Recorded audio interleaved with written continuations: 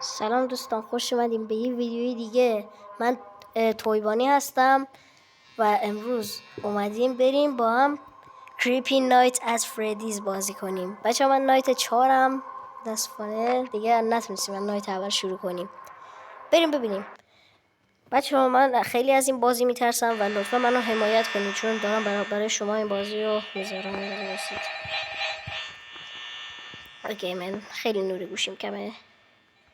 به اینا الان بانی روشن میشه، من میدونم. خدافظ، من میرم. میام اینجا. تو خفه شو، ساکت. بریم ببینیم چه خبری.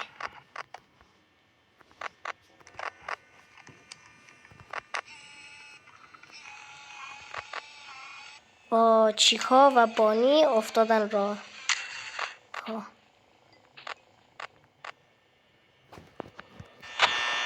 نکنم تو بابا اول بسم الله چشا دنبال منه. چیکا کجا رفت؟ داش یه چیزی ازت میخوام بگی به چیکا کجا رفت. الفرا فکر کنم چیکا داره میاد این طرف. نه تو که فعلا داری میاد. بشو من یه دفعه گوشیم لاک گرفت. خب بریم داخل دفتر اصلی. وات جان چرا بانی رفت؟ یعنی وای فاکسی دوباره تو اومدی بچه. داداشت چیکا اون کجاست؟ بچه نمیره تو دوربین. به فردی هنوز رو سنه. اوه اصلا فکر کنم چیکا هم داره میاد. سکن واه چرا از در چپ اومد؟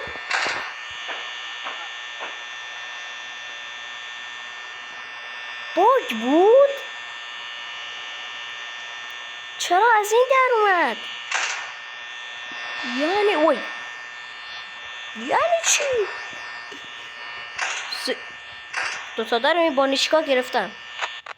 به فردی هم حرکت کرد همطور که مشاهده میکنید. تا برگرد سر جات برای سکته داد یا در سمت چپ هم اومد. خدا لعنتت کنه. مگه از در سمت چپ نمی اومد؟ چرا از در سمت راست اومد؟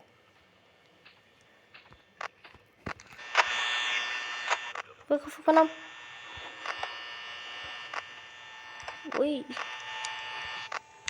آقا ما تون با فردی رو چک کنم چون الان نایت 4 خیلی خطریه.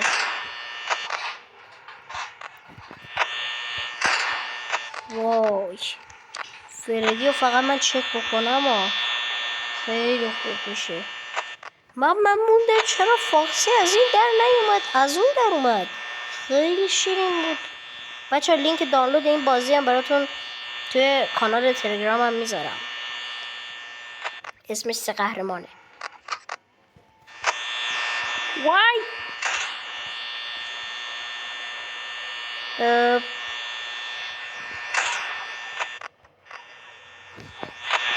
داره به این دوربینه اینجا نگاه.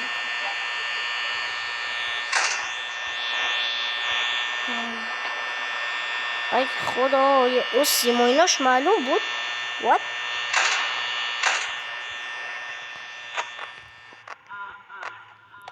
بابا من صدای خنده تو رو میشنوم خیلی بدم میاد.